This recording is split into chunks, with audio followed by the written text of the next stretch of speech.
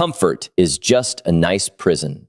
You are living in a prison right now. No bars, no locks, no guards, just comfort. And comfort has convinced you that you're free. The most dangerous prisons in the world don't feel like prisons at all. They feel like a soft bed you never want to leave. If you've been comfortable for years and quietly know something's missing, this is for you. Keep watching. There's something worth understanding clearly about how the human mind processes safety, because it reveals exactly why comfort has trapped so many people without them ever realizing it was happening. The mind, for all its complexity, is not particularly skilled at distinguishing between two very different internal states that happen to feel remarkably similar: genuine safety and familiar stagnation. Both register internally as calm. Both produce a similar sense of relief, of settledness, of nothing urgent requiring attention. But underneath that identical feeling, these two states are doing completely different things to your life, and confusing one for the other is exactly how comfort quietly becomes a cage. Genuine safety exists when you are actually protected from real harm. It's the calm that comes after securing shelter during a storm, after resolving an actual threat, after ensuring basic needs are reliably met. This kind of calm serves you. It restores you. It allows the nervous system to rest, because rest is genuinely appropriate given the circumstances. Familiar stagnation is something else entirely, even though it produces an almost identical internal sensation. This is the calm that comes not from being protected, but from simply staying unchanged long enough that unfamiliarity no longer registers as a threat. Nothing about this calm reflects actual safety. It reflects predictability. And predictability, no matter how unfulfilling, gets interpreted by the mind as something worth preserving, simply because it isn't generating any immediate alarm. This confusion is exactly why so many people remain in situations that are quietly limiting them, mistaking the calm those situations produce for genuine protection. Consider a job that no longer challenges you, that offers no growth, no expanding responsibility, nothing that stretches your capability beyond what it already was years ago. This job likely feels safe. It's familiar. Nothing about the daily routine triggers alarm, and because it doesn't trigger alarm, the mind quietly categorizes it as safe, in the same emotional register it would use for genuine security. But is it actually protecting you? Or is it simply protecting you from the discomfort of unfamiliarity, while slowly allowing your capability, ambition, and potential to remain frozen at a level you outgrew long ago without noticing? The same confusion shows up in relationships that have stopped evolving, in friendships maintained more out of habit than genuine connection, in daily routines followed simply because they've always been followed, long after their original purpose has quietly dissolved. None of these situations announce themselves as dangerous. All of them feel calm, familiar, manageable. And because they feel this way, the mind assumes they must be serving you, without ever pausing to examine whether that calm is protecting something valuable or simply protecting the status quo from the discomfort that any meaningful change would require.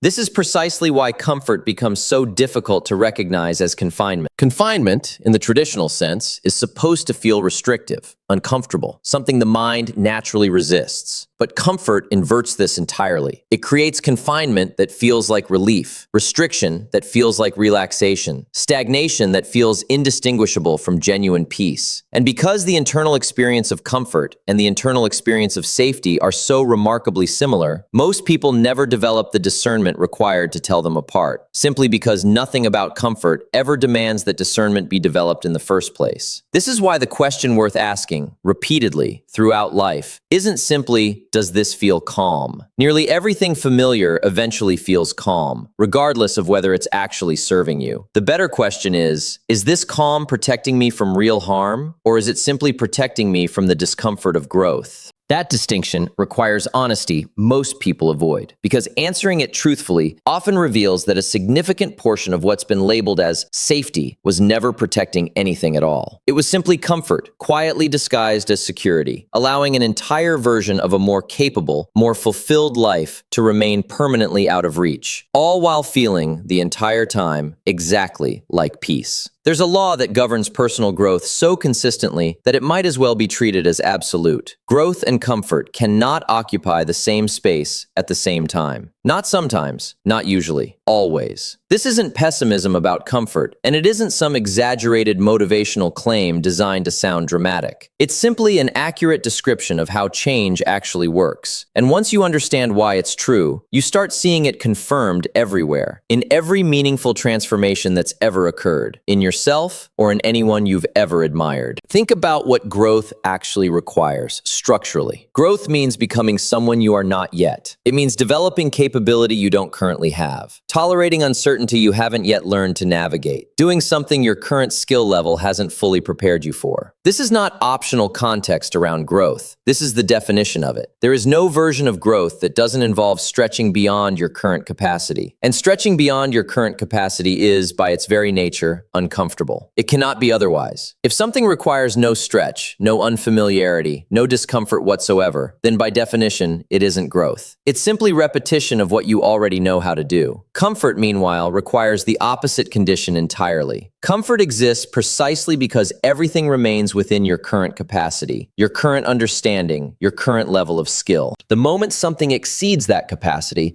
comfort disappears, replaced by exactly the kind of discomfort growth requires. This is why the two cannot coexist. Comfort is defined by staying within your current boundaries. Growth is defined by exceeding them. You cannot simultaneously stay within a boundary and exceed it. One of these has to give way completely for the other to be true. Now look at anyone you've ever genuinely admired. Anyone whose growth impressed you, whose transformation felt inspiring enough to think about long after you first heard their story. Every single one of them, without exception, stepped outside of comfort to become who they eventually became. The person who built something meaningful had to tolerate the discomfort of uncertainty, of risk, of potential failure, long before any success arrived to validate that discomfort as worthwhile. The person who transformed their health had to tolerate the discomfort of unfamiliar effort, sore muscles, disrupted routine, long before the results became visible enough to feel rewarding. There has never been a version of admirable growth that occurred entirely within the boundaries of comfort. It simply isn't structurally possible. This is worth sitting with honestly, because it exposes something uncomfortable about the way most people approach their own goals. They want the outcome that growth produces, while quietly hoping to avoid the discomfort growth requires to produce it. This isn't laziness exactly. It's a natural, understandable desire to have the reward without the cost. But growth doesn't offer that option. It never has. Every meaningful transformation you've ever admired was purchased with discomfort, and there has never been a discount version available for people unwilling to pay that particular price. This is exactly why so many people remain stuck exactly where they are, despite genuinely wanting something different. They're not lacking desire. They're lacking willingness to accept that the desired outcome and their current comfort simply cannot coexist. They keep hoping, somewhere in the back of their mind, that this particular situation might be the exception. That maybe this time, growth will arrive without requiring anything uncomfortable in exchange. But it never does. And the sooner this is accepted as an unbreakable law, rather than an unfortunate inconvenience, the sooner actual progress becomes possible. So here's the honest reframe worth adopting. Stop asking whether a path toward growth feels comfortable, because it never will. Comfort was never meant to be the measure of whether you're on the right path. Discomfort, tolerated deliberately in service of something meaningful, is not a sign that something has gone wrong. It's simply confirmation that you finally stepped outside the boundary comfort had been quietly holding you inside. Every version of yourself worth becoming is waiting exactly there, on the other side of that boundary. And it has never once made an exception for anyone unwilling to leave comfort behind to reach it. Let's talk about why the most dangerous prison anyone can live inside is the one without bars, without locks, without walls that anyone can actually see or touch. Because a visible cage, uncomfortable as it is, carries one enormous advantage that an invisible one never offers. It creates urgency. It forces confrontation. Nobody sits behind iron bars staring at a locked door without at some point feeling the undeniable pull to search for a way out. The confinement is impossible to ignore, constantly present, refusing to let the mind settle into acceptance. This is precisely what makes visible imprisonment, as painful as it is, something people eventually fight against. The bars themselves become the motivation to escape. Comfort builds an entirely different kind of prison. And this difference is exactly what makes it so much more dangerous in the long run. There are no bars to notice. There's no locked door demanding attention. There's simply a routine, arranged pleasantly enough, familiar enough, easy enough, that nothing about it ever triggers the internal alarm that would normally signal captivity. The mind, scanning for threats the way it naturally does, finds nothing alarming in comfort. Everything feels calm. Everything feels manageable. And because nothing feels wrong, nothing prompts the search for a way out, even when a way out is exactly what's needed. This is the cruel irony hiding inside comfort's design. The very thing that would normally save someone from a bad situation, the discomfort that signals something needs to change, has been completely removed. Without that discomfort, there's no internal pressure pushing toward escape. There's only a quiet, pleasant stillness, convincing enough to feel like exactly where you're supposed to be, even when it's actually somewhere you've long since outgrown. A visible prison creates its own exit sign, simply by being unbearable enough to demand attention. An invisible prison offers no such sign, because it was never designed to feel unbearable in the first place. It was designed to feel, quite convincingly, like peace. This explains something that confuses many people when they look at their own lives from a distance. Why does someone remain in a situation for years, sometimes decades, that clearly isn't serving their growth, when a completely different choice was available the entire time? The answer almost never involves someone being trapped by some obvious external force preventing their escape. Far more often, the person remains simply because nothing about their situation felt urgent enough to leave. The absence of visible bars was mistaken for the absence of confinement altogether, when really, the confinement had simply become sophisticated enough to avoid detection. This is why comfort has quietly claimed more unlived potential across human history than fear or hardship ever has. Hardship, whatever pain it causes, tends to eventually provoke action, because pain demands resolution. People in genuinely difficult circumstances often fight, adapt, and change, specifically because their circumstances refuse to let them remain passive. But comfort asks nothing of the sort. It simply allows time to pass, one pleasant, undemanding day after another. And in the absence of any internal pressure to change, most people simply don't. Not because they lack capability or ambition, simply because nothing in their daily experience ever created the urgency required to prompt a different decision. This is exactly why escaping comfort requires something entirely different than escaping visible confinement. It cannot rely on external pressure, because there isn't any. It has to be generated internally, deliberately, often before there's any obvious external reason to do so. This is uncomfortable in a way that's easy to postpone indefinitely, because postponing it carries no immediate visible cost. Nobody suffers noticeably today simply because they chose, once again, to remain comfortable rather than confront the quiet confinement they've been living inside. So the discipline worth building here is learning to manufacture urgency where none naturally exists. To look honestly at a comfortable situation and ask, deliberately, whether it's actually still serving genuine growth, or whether it's simply become familiar enough to avoid examination. Because the prison without bars only continues holding someone captive for as long as they mistake its absence of visible walls for the absence of any walls at all. Let's finish with the truth that ties every part of this together. Discomfort is not an obstacle standing between you and the things you want. It's the actual entry fee. It's the price required, without exception, for access to anything meaningful. Not an unfortunate side effect that occasionally accompanies worthwhile outcomes. The actual admission cost? Non-negotiable. Required in full before anything valuable is ever handed over.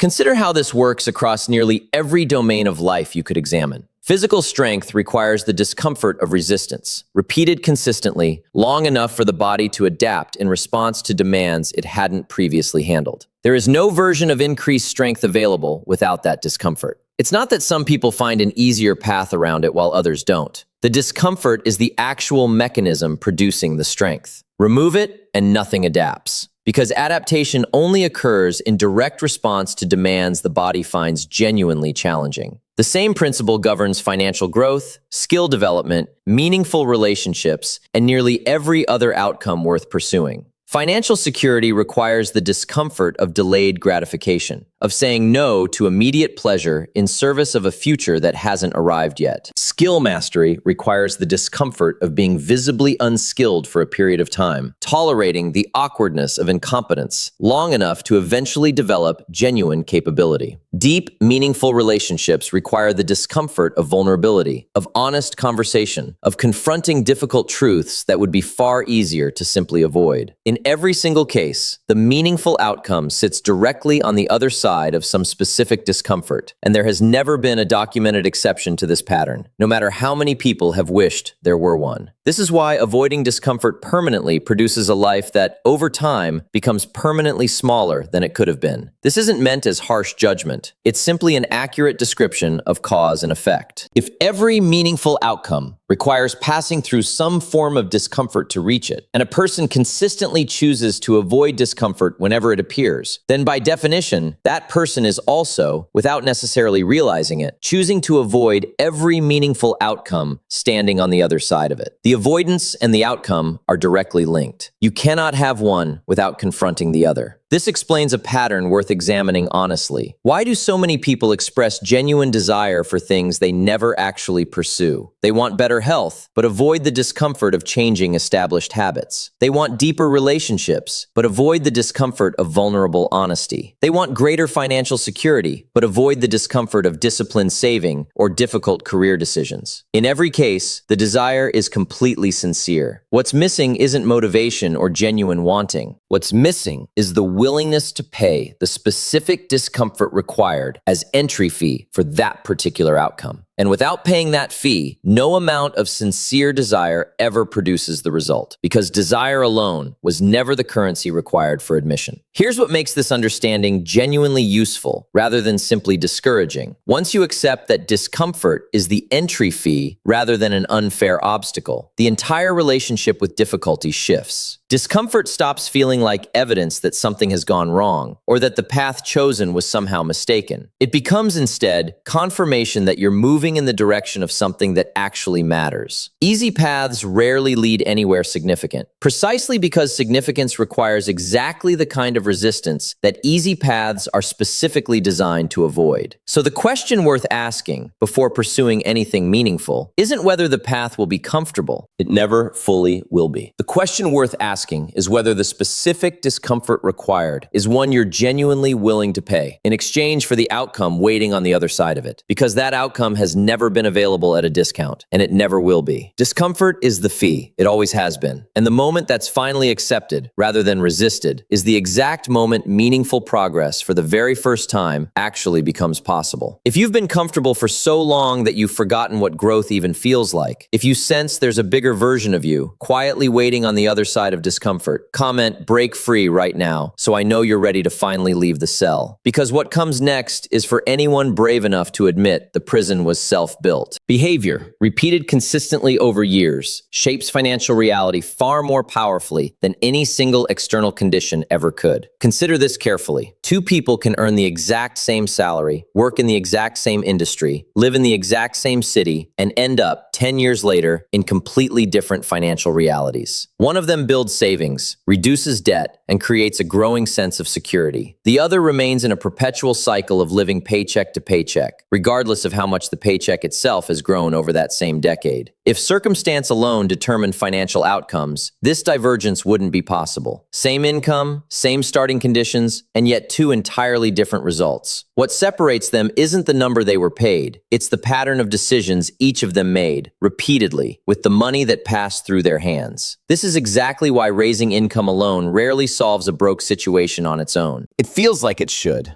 It seems logical that more money coming in would automatically translate into more financial security. But without a shift in the underlying habits, additional income simply becomes additional spending, absorbed almost immediately into whatever pattern was already established. This is why so many people who receive substantial raises, unexpected windfalls, or even life-changing sums of money still find themselves broke again within a relatively short period of time. The circumstances changed dramatically. The habits didn't. And habits, given enough time, will always outweigh circumstances in determining the eventual outcome. Understand what a habit actually is in this context. It's not a single decision made once. It's a pattern, repeated so consistently that it stops requiring conscious thought. The habit of spending impulsively doesn't announce itself as a major decision each time it happens. It simply operates quietly, automatically, in the background of daily life, one small transaction at a time, until those transactions accumulate into a financial reality that feels, incorrectly,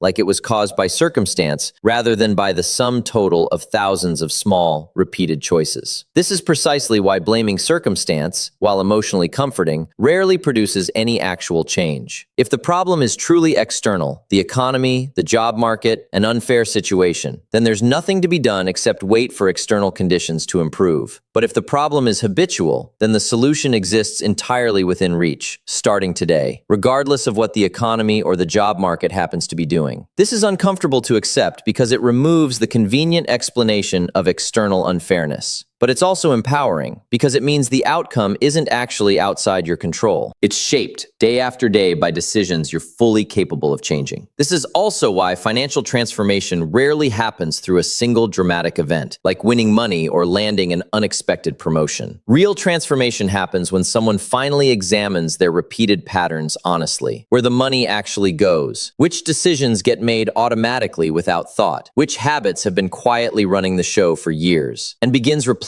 those patterns, one repeated decision at a time, with different ones. This process is slower and far less exciting than the fantasy of a lucky break solving everything. But it's also the only process that actually produces lasting results, because it addresses the real cause rather than simply changing the surrounding circumstances while leaving the underlying pattern completely untouched. So before blaming the salary, the economy, or the unfairness of circumstance, it's worth asking a more honest question. What habits, repeated consistently over years, have actually been shaping this outcome? Because circumstances shift constantly, for better or worse, largely outside of anyone's control. But habits are different. Habits can be examined, interrupted, and rebuilt, starting with the very next decision made about money, regardless of how many years the old pattern has already been running. There's an image worth sitting with when it comes to understanding why so many people struggle financially, despite never making one obviously catastrophic decision. A large ship rarely sinks because of one massive, dramatic hole in its hull. More often, it sinks because of dozens of small leaks, scattered across the vessel, each one too minor to trigger alarm on its own, but collectively powerful enough to pull the entire ship underwater over time. Financial struggle works almost exactly the same way. It's rarely the one large purchase that keeps someone broke. It's the dozens of small, unexamined habits, quietly bleeding money beneath the surface of conscious awareness, day after day, month after month. Think about how most people actually approach financial danger. They watch carefully for the big decisions, the major purchase, the significant investment, the large loan. These decisions feel important enough to deserve scrutiny, and so they usually get it. But this careful attention to large decisions creates a dangerous blind spot around everything smaller, because small expenses don't feel like they deserve the same level of examination. A subscription that costs a modest amount each month doesn't feel threatening. A daily convenience purchase doesn't feel significant enough to track. And because none of these small leaks feel individually dangerous, they rarely get questioned, rarely get canceled, rarely get reconsidered, even as they continue quietly draining resources month after month, completely unnoticed. This is exactly why so many people who avoid dramatic financial mistakes still end up broke. They never took out a reckless loan. They never made one disastrous purchase. And yet somehow, the money still isn't there when they need it. The explanation almost always lives in the accumulation of small leaks rather than any single large one. Multiple unused subscriptions running silently in the background. Convenience purchases made reflexively, without any real thought, simply because they're small enough to feel harmless in the moment. Small fees, small upgrades, small impulse buys, none of them dramatic individually, but stacked together across an entire year, they represent a significant, often shocking sum that most people never actually calculate, because doing so would require confronting something uncomfortable about their own patterns. Here's what makes small leaks particularly dangerous compared to large ones. Large financial mistakes tend to generate immediate consequences, which means they get noticed and corrected relatively quickly. A large, obviously reckless purchase creates visible strain almost right away, forcing a person to confront it. But small leaks don't create that same immediate pressure. Each one, individually, is genuinely too minor to cause noticeable strain on its own. This means they can continue indefinitely, sometimes for years, without ever triggering the kind of alarm that would prompt someone to examine and correct them. The ship takes on water slowly enough that nobody notices it sinking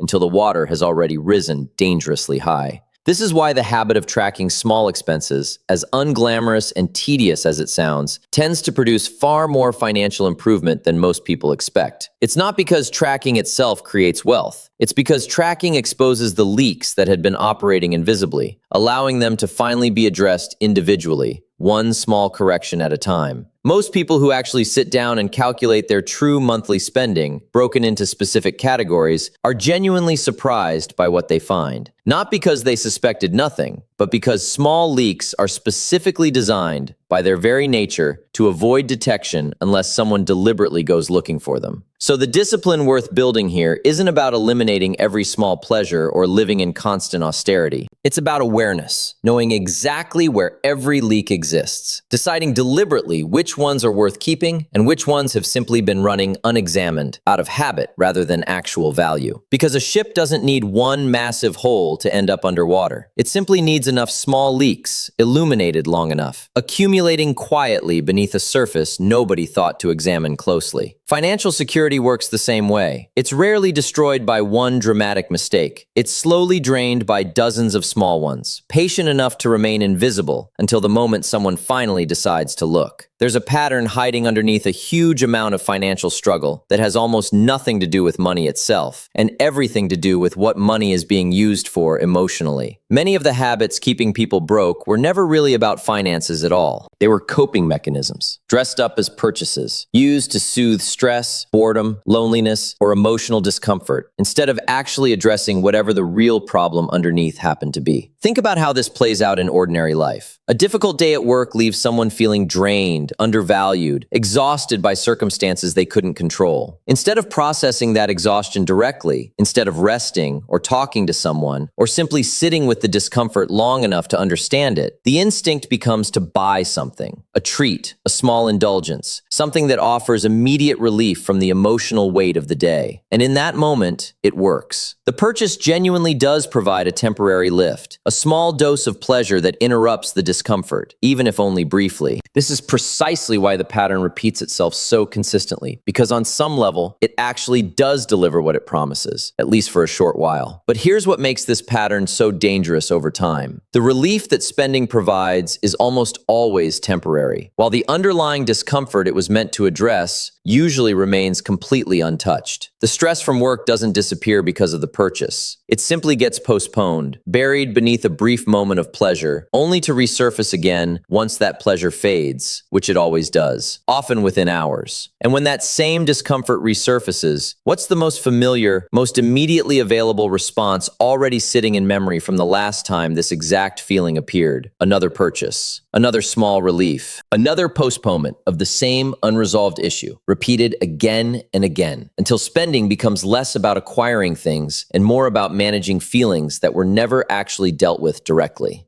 This is why so many people struggle to understand their own spending patterns when they try to analyze them logically. They look at a purchase and ask, "Did I need this?" And the honest answer is often no. But the question itself misses the actual function the purchase was serving. It was never really about need in the practical sense. It was about need in the emotional sense, the need for relief, for comfort, for a brief escape from something uncomfortable that hadn't been addressed. Until that underlying emotional need gets recognized and dealt with directly, no amount of budgeting advice or financial discipline will fully solve the problem, because the spending was never really the disease. It was only ever the symptom. This is also why willpower alone so often fails to change these particular habits. Willpower is designed to resist temptation, but comfort spending isn't purely about temptation. It's about genuine emotional need, seeking relief through the most familiar channel available. Telling someone to simply stop spending without addressing what that spending was actually providing emotionally is like telling someone to stop reaching for a bandage without ever treating the wound underneath. The reaching will continue because the wound is still there, still requiring attention, regardless of how many times the bandage gets removed. Real change here requires a different kind of honesty than most financial advice accounts for. It requires actually pausing in the moment discomfort arises and asking a much harder question than, "Can I afford this?" It requires asking, "What am I actually feeling right now? And is this purchase genuinely going to resolve that feeling or simply distract me from it temporarily?" This kind of pause is uncomfortable precisely because it interrupts a pattern that's been providing relief, however temporary, for a long time. But that discomfort is exactly where the real solution lives. Not in the spreadsheet, not in the budget, but in finally addressing the emotional need that spending had been quietly, ineffectively trying to solve all along. Because until the real discomfort gets faced directly, the spending will keep finding new disguises, new justifications, new small purchases that feel harmless in isolation. The money will keep leaving, and the underlying problem, the one actually driving the pattern, will remain exactly where it's always been, unresolved, waiting patiently underneath every transaction that was only ever a temporary way of looking away from it. Let's finish with the deepest layer of this entire conversation, the one underneath every habit we've already discussed. Your money habits don't exist in isolation. They're expressions of something deeper, something most people never examine directly, and that something is financial identity. You don't rise to the level of your income, you fall to the level of your financial identity, no matter how much money passes through your hands. And until that identity shifts, no amount of income increase, no budgeting technique, no temporary discipline will produce results that actually last. Think about what financial identity actually means. It's the quiet, often unconscious set of beliefs a person carries about who they are in relation to money. Some people carry an identity that says, I'm someone who's naturally bad with money. Others carry an identity that says, I'm someone who was never taught how any of this works. Still others carry an identity shaped by scarcity, formed early in life, that whispers, there's never quite enough, so spend it while you can, because saving never really worked out before. None of these identities are usually stated outright. They operate quietly, in the background, shaping decisions long before conscious thought ever gets involved. This is exactly why raising someone's income rarely fixes a broken relationship with money on its own. Income operates on the surface. Identity operates underneath it, silently directing where that income actually goes, regardless of how large the number happens to become. A person whose financial identity says, I'm always just barely getting by, will find a way to remain just barely getting by, even after a significant raise, because their spending patterns, saving patterns, and overall relationship with money were never built around the actual number in their income. They were built around the identity. And identity has a remarkable ability to create circumstances that match whatever it already believes to be true. This is also why some people, despite modest incomes, manage to build genuine security over time. Their financial identity says something entirely different. I'm someone who plans ahead, or I'm someone who makes deliberate decisions with money, or simply, I'm someone who takes this seriously. That identity, quietly operating in the background, shapes thousands of small decisions in a completely different direction than scarcity or carelessness would have shaped them. The income might be modest, but the identity behind it is doing far more work than the income ever could on its own. Here's what makes this such an important distinction.